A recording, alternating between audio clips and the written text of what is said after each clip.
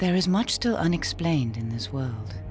Many age-old tales of creatures hidden in the dark corners of human history.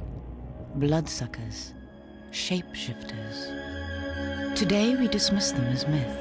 Vampires, werewolves, the stuff of science fiction and horror movies. But what if there is something behind all these stories? What if these creatures are real? I know for a fact, because I am a werewolf, that werewolves exist. If werewolves exist, then vampires must exist too. We'll explore the dark side of history to find out where vampires and werewolves may have come from.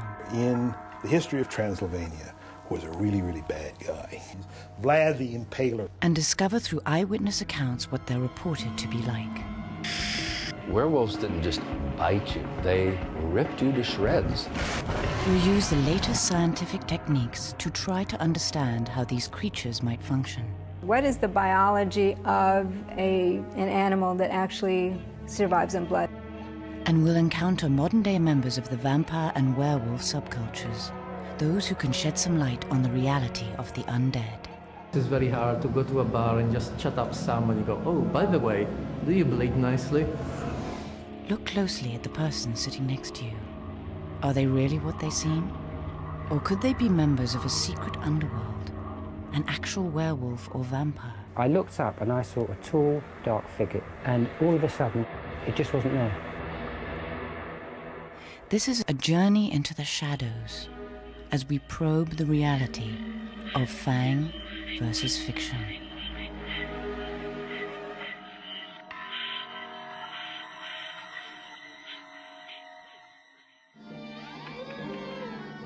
Most of what we know, or think we know, about werewolves and vampires comes from movies and novels, the realm of fantasy. We dismiss these creatures as colorful figments of our imagination, or frightening characters in our nightmares, and nothing more. But werewolves and vampires have been reported in nearly every culture. Stories from separate continents and time periods are eerily similar, and sightings persist today, from the mountains of Eastern Europe to the hidden corners of America. Our records of vampires go back as far as we have records. In the ancient Greek times, ancient Middle East, there are stories of vampires that emerge as soon as we started writing down things. J. Gordon Melton is the author of the Encyclopedia of the Undead. In Japan, the vampire character is called a kappa, Romania, Moria, whereas in Greece, Verolokos. Idea of the vampire goes back as far as anybody knows, to the dawn of our written history in any event. Daniel Cohen has written several books about these creatures. In that you have a spirit or a being out there that sucks the life out of people. Another legend as old as humankind tells of the ability of someone especially gifted, or cursed, to transform themselves into a wolf. Brad Steiger wrote the Werewolf book. He has spent a lifetime studying the phenomenon. The concept of shape-shifting is universal. There's not a culture that anthropology can name where shape-shifting does not occur. In northern Thailand, there is the Tor. In Navajo culture, the Skinwalker. In Italy, the Benedanti. As for vampires, one of the earliest tales dates to the Babylonian civilization, thousands of years ago. The Edimu was said to be a troubled soul that could not rest. It wandered the earth searching for victims whose veins it sucked. The Babylonians also took care not to offend the demon, Lilitu, who was called Lilith by the ancient Hebrews. Lilith is, in apocryphal lore, Adam's first wife. And because of disappointment in love, was turned into a creature that, an angry spirit that killed children. She is the succubus that seduces young men as they sleep. She is the vampire that takes the breath of young babies and adults as well. One of the first recorded instances of werewolfism in Western history involves a ruler described in Greek mythology, King Lycaon of Arcadia. The specific story of the werewolf goes back at least to Greek times, the story of King Lycaon, who Zeus visited him in human form and Lycan had the very bad taste to serve him human flesh at a banquet, which, you know, Greek gods got rather fussy about that sort of thing. He changed him into a wolf. That's the original lycanthrope. In honor of Lycan, scientists name the syndrome lycanthropy, and modern-day werewolves are often called lycanthropes, or lycans for short. Early descriptions of the condition date back to 700 AD. By the time you get to the Romans, there are werewolf stories about, you know, somebody seeing his friend change into a wolf and then be wounded, and then he found his friend later in a human form with the same wound on it. These stories are common in Roman times, almost, and they have a very modern ring to them.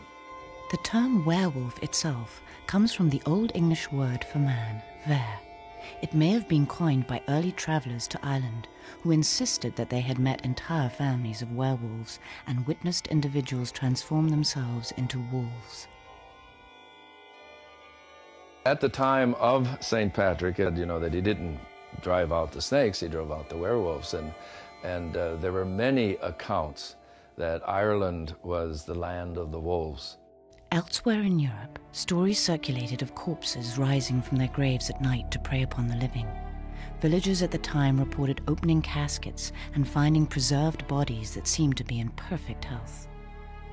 Sometimes when they uncovered the body after several months, it looked just as alive as it had been when it was buried. The flesh was still there, the color was still there. There might even be fresh blood on the mouth area. Hair would seem to have grown, the nails would have grown, and there was an understanding that maybe this body was still somewhat alive. British chroniclers named this type of living dead cadaver sanguisicus, Latin for blood-sucking corpse.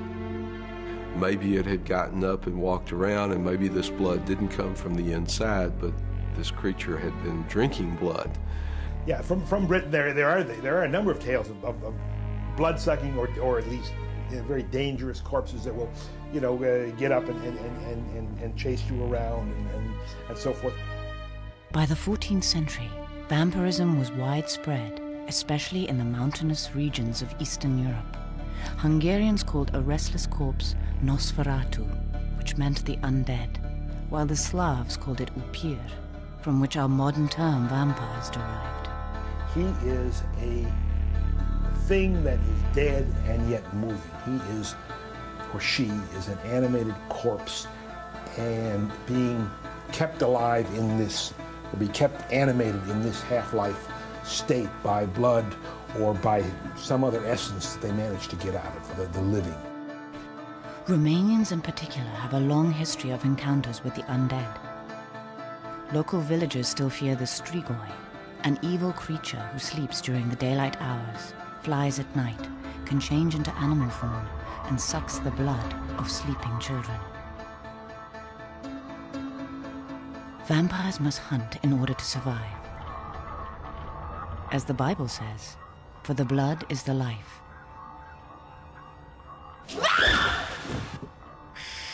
But lycans kill indiscriminately, not just out of hunger. It was said that they would attack whomever was unlucky enough to cross their path. Werewolves didn't just bite you, they ripped you to shreds. They ate you. You can't emphasize enough how fearful people really were of the werewolf and of how dangerous it could be.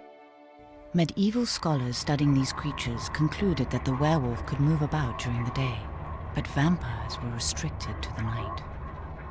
Certainly by the High Middle Ages, there were stories about times related to vampires, so that at dawn and at dusk and at midday, there were periods where their powers were either heightened or dampened. But overall, they were pretty much confined to the darkness. As a furor over the undead raged across Europe, the Catholic Church was drawn into the fray. In the late 1400s, Pope Innocent VIII released a treatise recognizing the phenomena of shapeshifters and vampiric creatures. So what would once maybe have been dismissed as a peasant superstition was now, hey, you know, it's right here. Well, here's what the fathers of the church are saying about this. With support from the authorities, over the next few centuries, tens of thousands of werewolves and vampires would be unearthed and destroyed. The underworld of the undead would come to light, and a conflict between vampires and werewolves would begin. Though lichens were fewer in number, the war itself had become more perilous, for the moon no longer held her sway. Older, more powerful lichens were now able to change at will. The weapons had evolved, but our orders remained the same. Hunt them down and kill them off, one by one.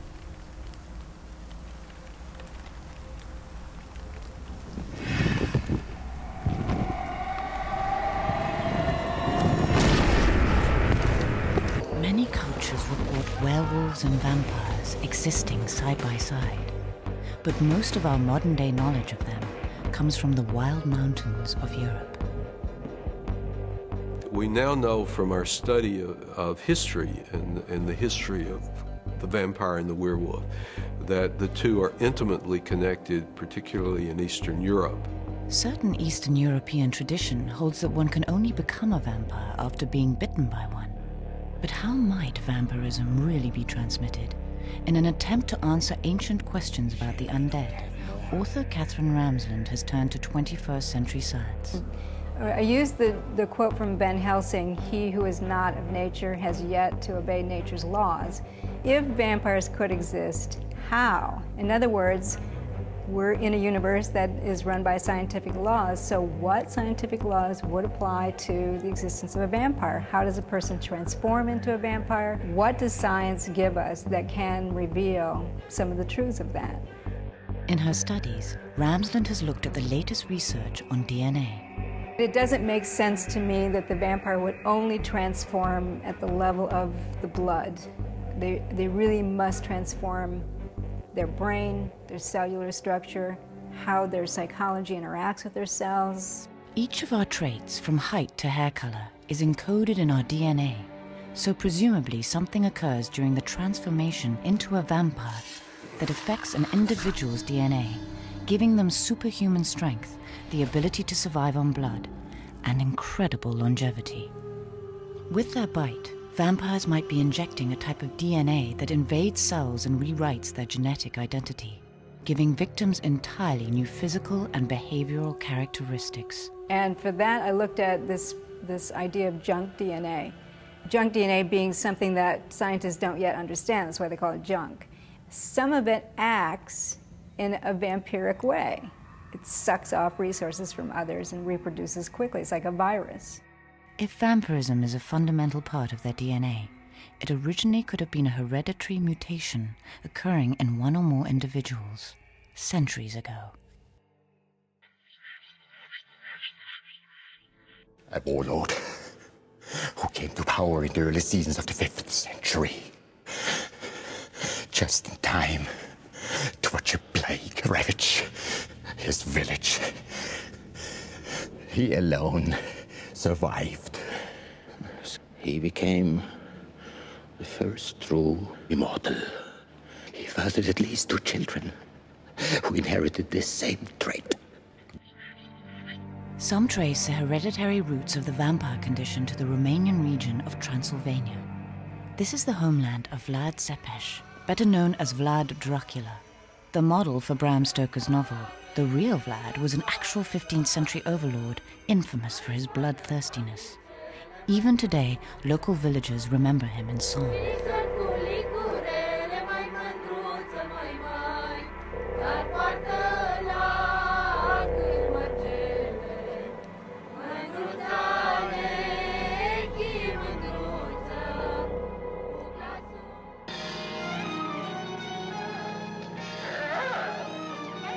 While the fictional Dracula has warped our present-day notions of werewolves and vampires, there may be clues to the real truth hidden in the novel. Hey, is there anything in your history having to do with a character called Dracula? Yes. Nicolae Paduraru is the head of the Transylvanian Society of Dracula. We know Vlad to have been born in 1431. We believe he was born in Sighișoara. Vlad was named Dracula after his father, Vlad Dracul. In Romanian, Dracula means devil. He was given the title Tsepesh, which means impaler, because of his love for impalement as a means of punishing his enemies. History suggests he had 20,000 captured Turkish soldiers impaled while he looked on from a banquet table. There's again famous woodcut of Vlad sitting there eating lunch while, you got a whole crowd of his former friends sort of hanging there on these spikes. Accounts of his cruelty assert that he once invited the poor, sick, and elderly to a banquet in his castle, and after feeding them, boarded up the castle and set fire to it. No one escaped. Other reports from the time describe how Vlad enjoyed drinking cups filled with the blood of his defeated enemies. He was overthrown in 1462 and forced to flee to the safety of the King of Hungary's court. It was there that he met a female relative of the Hungarian king, Matthias Corvinus. In fact, Vlad married a sister of Matthias Corvinus. But in order to marry her, Vlad had to convert from the Eastern Orthodox Church to Catholicism. According to tradition, anyone who left the Orthodox Church was believed to become a vampire. Vlad returned to Transylvania in 1474. He was murdered just 2 years later and buried at this monastery on the island of Snagov. But in a vampiric twist, no body was found in his tomb when it was opened. Some believe that today's vampires and werewolves are descendants of the mysterious Corvinus clan. People ask us, well, do you know what a vampire is? And we reply, yes, we think we know. They say, why don't you publish it? Why don't you put it on the internet for everyone to know? And we reply, because you wouldn't understand. The sons of the Corvinus clan. One bitten by bat, one by wolf, one to walk the lonely road of mortality as a human. It's a ridiculous legend. It was during the era of Vlad Tsepesh that a major event in the history of werewolves and vampires is said to have occurred. Gypsy Zanval has extensively researched the history of werewolves. There was a battle in the year 1412, according to legend. The werewolves and the vampires had a war. We were slaves once. The daylight guardians of the vampires. I was born in servitude. Vampires are extremely, by nature, snooty. We are the top of the food chain, blah, blah, blah, and everybody else is beneath us. Werewolves are just men who can turn into animals, so therefore they're pets. They can move our coffins during the day and protect us during the night, but they're just like having a big dog in your yard. The werewolves mutinied against their status as servants, and a fierce war ensued. The werewolves were tired of being treated as pets and servants, and literally revolted against the vampire. The wolven clans in America and Europe, still to this day, do not trust or like vampires. During the Middle Ages, as vampires built their bloody reputations in Eastern Europe, werewolves spread out westward from under their shadow. Fear followed in their wake. In the 14th, 15th, and 16th centuries, sure, you have real werewolf panics. 30,000 people were condemned as werewolves. Now that's the biggest werewolf epidemic that's been recorded. According to chronicles from the period, the area around the French town of Dole was especially overrun with werewolves. In 1573, at the height of the frenzy, local authorities put out a bounty for anyone who could catch a werewolf, dead or alive. I mean, we have the classic scene, from the movies where the villagers are going out with their hoes and their rakes trying to find this beast, and people were being killed. Where you can't underestimate the real fear that people had of these kinds of creatures. Just months after this edict, peasants returning from work heard the screams of a child. They found a little girl defending herself against a monstrous werewolf. The creature escaped, but some of the peasants claim they recognized in its face the features of a local hermit named Gilles Garnier. Under torture, Garnier confessed to a series of murders committed while in the form of a wolf. He was promptly executed and his body burned. Another accused lycanthrope, a villager named Peter Stube, was caught across the border in Germany. There actually became a pressure in certain provinces, in certain localities that, you aren't doing enough to find these creatures of the dark. You aren't doing enough to hunt down the shapeshifters. As a warning to other werewolves, Stube was punished severely. He was put on the torture wheel and his flesh was pulled off with red-hot pincers. His arms and legs were broken, and finally he was decapitated. To ensure that he would not return from the dead, his carcass was burned to ashes. And this being a sign to other werewolves and vampires, stay away, we'll get you. Despite the mass slaughter of real and suspected werewolves and vampires, the creatures managed to escape complete annihilation.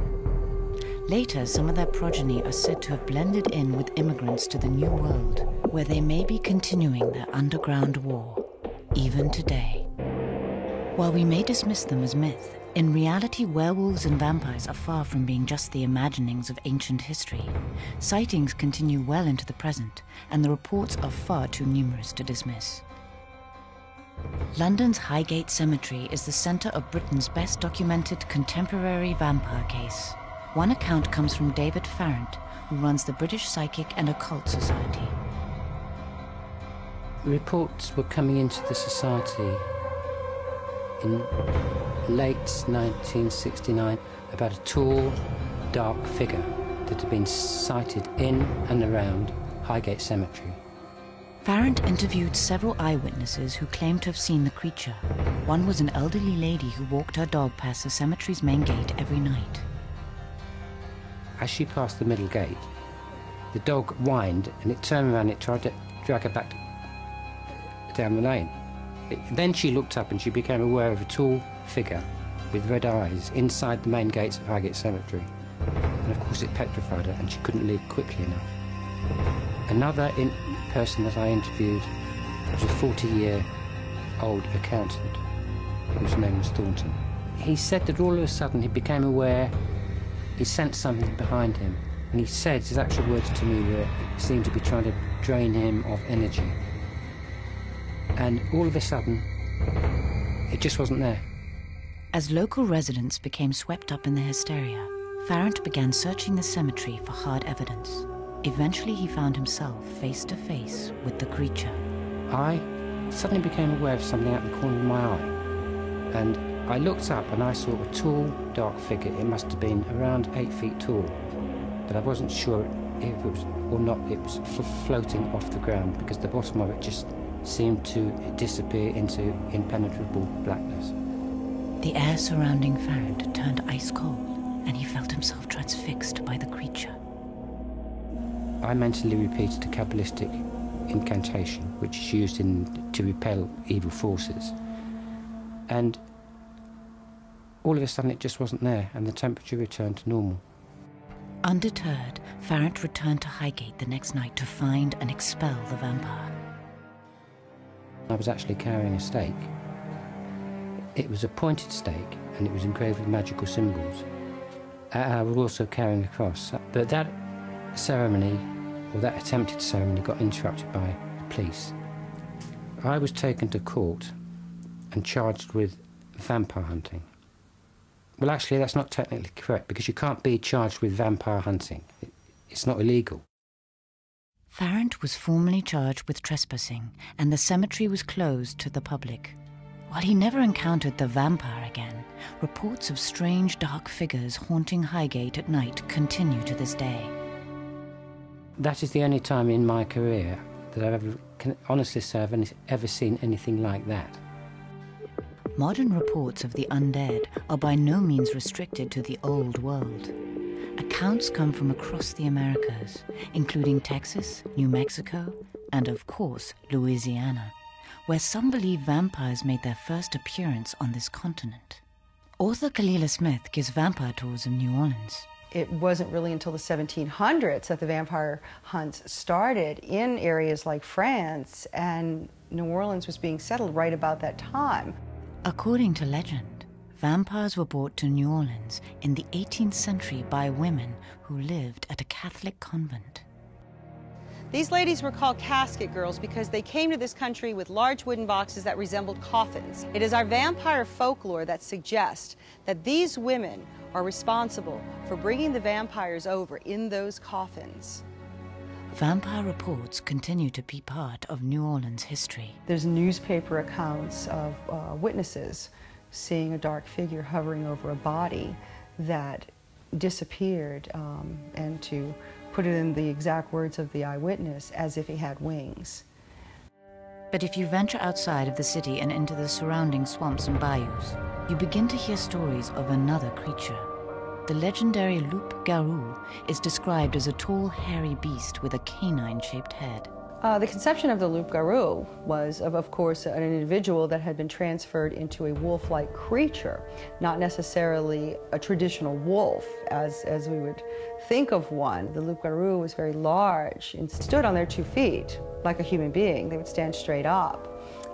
They had red eyes and long claws and very, very huge teeth. Before the French and the Spanish got here, there were the Indian legends of the loup-garou, who could walk on 4 legs or 2, who could attack and tear your throat out, or marry your daughter.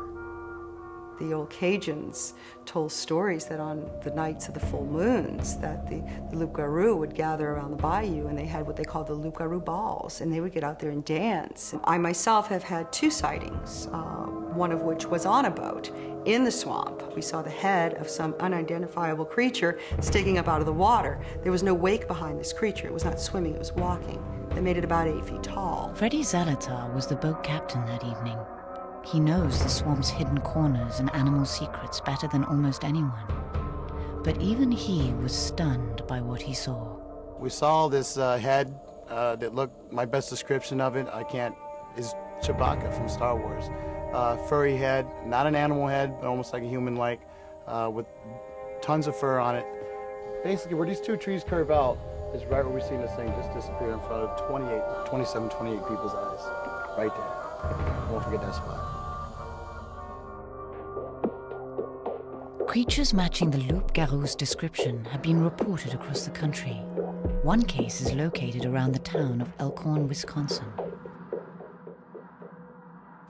It was a creature which stood upright, was completely covered with fur, had a canine or wolf-like head, long claws with very long, sharp fingernails.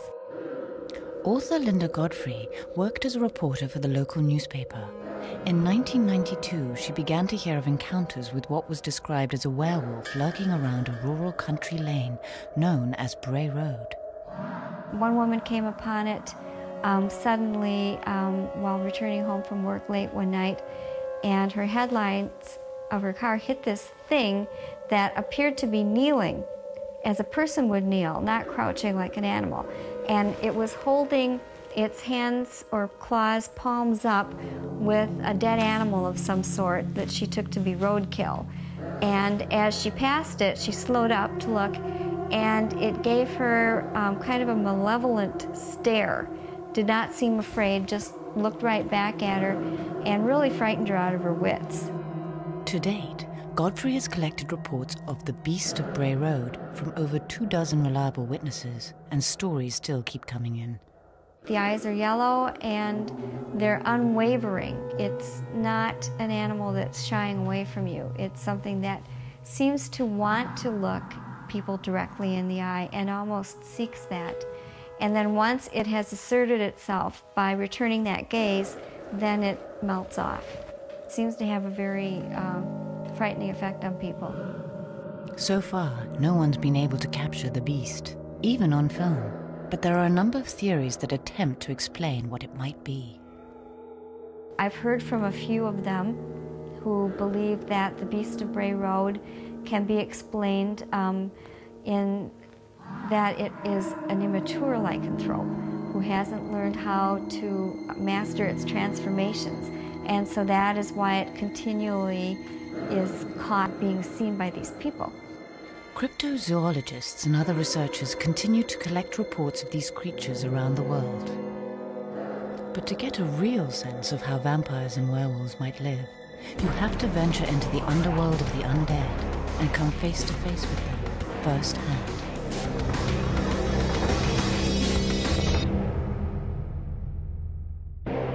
Vampires and werewolves are more than just figures of fiction and legend. Everywhere around the world, modern-day vampires and werewolves exist on the fringes of society, denizens of a hidden underworld rarely seen by outsiders. You would never necessarily notice. It can be somebody sitting next to you who's dressed in a business suit and going to Wall Street. By day, they are accountants, secretaries, lawyers. By night, they transform into creatures of darkness. At least 1,000 actual blood drinkers are estimated to inhabit the United States alone. And I was involved. I was told numbers into the tens of thousands. While true vampires remain hidden, two members of the modern-day vampire subculture agreed to come forward to provide a rare insight on blood drinking. But they did not allow their intimate ritual to be filmed. Cordelia works as a DJ in Amsterdam. And besides, it's a kind of thing that you still want to keep it discreet and not too much out. Not so much because it's dangerous, but because it's still considered a major taboo in society. Vampire subculture is elaborately organized. There are households, courts, and havens, vampire nightclubs like this one hidden in an Amsterdam basement. Blood drinkers and their like meet here once a month to socialize and meet potential partners. Mordita Calavera is a member of Cordelia's haven. It used to be, as a child, whenever I would see blood, I would go crazy. I would be like, oh my God, and I want to pour it all over my body. For me, it's a dependency, nothing more than that. Like a very strong burst down to the nape of my neck, taking my brains and going down my spinal column, irradiating very slowly, and then having a more calming effect. These modern-day vampires have a finely tuned taste for blood. Vegetarian non-smokers. They got the cleanest blood. Try tasting blood with nicotine and you'll find out something very unpleasant about it. It's like somebody put a nicotine patch in your beer. And meat load up your blood system with proteins and make it very heavy and sluggish. Because blood is so rich in iron, mortal humans can only ingest a small amount without getting sick, let alone survive on it. What is the biology of an animal that actually survives on blood? The vampire bat is a good example. And so I looked at their physiological structure. How do they drink it? How do they take it in? How does their system actually work on it? What kind of nutrients are extracted from blood through their particular system? Blood is so high in iron content that vampires consume as much as 800 times more than an average human. Evidence suggests that vampire bats have a highly efficient mucous membrane along the intestinal tract that prevents too much iron from getting into the bloodstream. But unlike the vampire bat, immortal beings can only thrive on the blood of one species, humans. According to the American Red Cross, there is currently no replacement for human blood. Animal blood won't do, and at least for now, human blood can't be manufactured. Within some clans, blood exchange is done regularly, but because of blood-borne diseases, it can be dangerous. So many modern-day vampires have monogamous relationships, at least as far as their blood partner is concerned. I take apart a little tiny piece of a human into myself, and this human must be very, very special and very unique before I would do such a thing. When the vampire is taking the blood, they're taking not just life essence, they're taking something about the person into themselves. They're taking that heartbeat, they're taking what makes that person an individual, a human, and they're drinking that into themselves. Many in the vampire subculture wear a special symbol that identifies them to others of the same kind. Let's face it, you don't want to go around discussing blood or cutting people up just to anybody in a bar. And you won't find vampires and werewolves congregating in those same clubs or bars. Your snooty gothic attitude is, oh, we don't run with those dogs. And the attitude primarily of the pack here is vampires. You know, we have a name for vampires here in New Orleans. And they say, what is that? And we say, lunch. Gypsy Zanbar is a New Orleans resident and a local leader of the Lycans. It was always here before I came, but I started bringing it out into the open. I was eventually put into a position of power. I was given this ring, which has the ankh, and it was handmade for me. It's a symbol of the ruling class of werewolf. Gypsy believes that he suffers from a hereditary condition, one with no medical cure. I warn people about it. I tell them, you know, basically don't make me angry. You won't like me very much when I'm angry. For centuries, the moon has been blamed for causing the transformation, and plenty of scientific evidence exists to support its powerful effect. Even a man who is pure of heart, says his prayers, can become a wolf man if he's bitten in the light of the full moon. One study has asserted that changes in the brain's electrical activity coincide with lunar phases. Other researchers claim that the body's metabolism increases during the full moon. Police often note that especially violent crimes seem to occur more frequently during periods of full moon.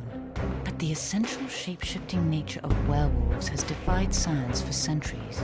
Like vampires, it is assumed that lycans suffer from a genetic mutation either inherited or acquired through a viral infection. It's a genetic disorder. All the way back on both sides, Romanian Gypsy descent. All the way, traceable all the way to Vlad Dracu. Some, like Gypsy, explain the condition as being related to the level of adrenaline in the bloodstream. According to this theory, werewolves react strangely to surges of adrenaline, almost as if they have an allergy, swelling up and undergoing a physical change. But few first-hand descriptions of the actual transformation have been documented, until now. From personal experience, what happens to me is that I start feeling a swelling or a tightening of the muscles. Usually around the chest area is where it starts. People notice a physical change in the color of my eyes. My eyes, which are normally hazel green, will go to a goldish or a yellow when this reaction happens. My feet and hands actually form rough pads, much like an animal. My muscles swell.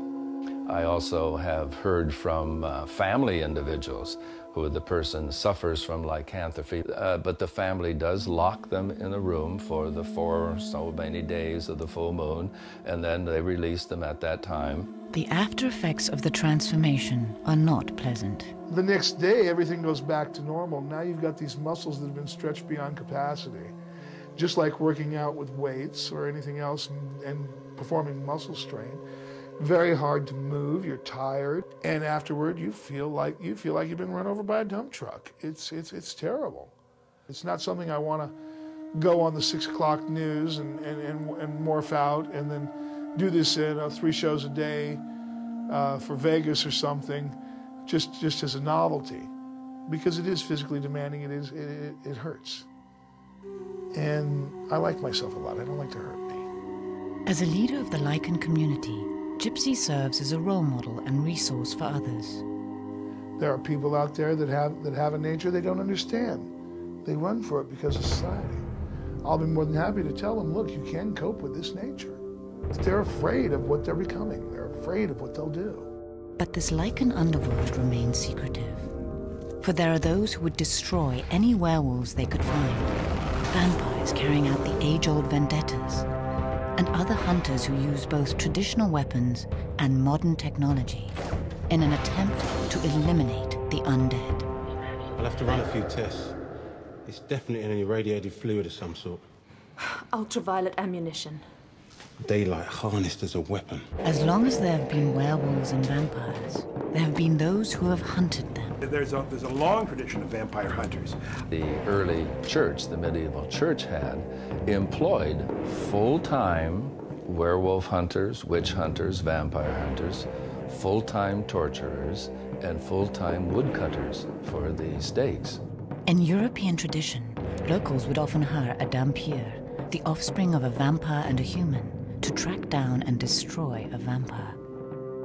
Here, dhampirs were very real. They had special powers as hunters. Dhampirs have disappeared in the mists of time.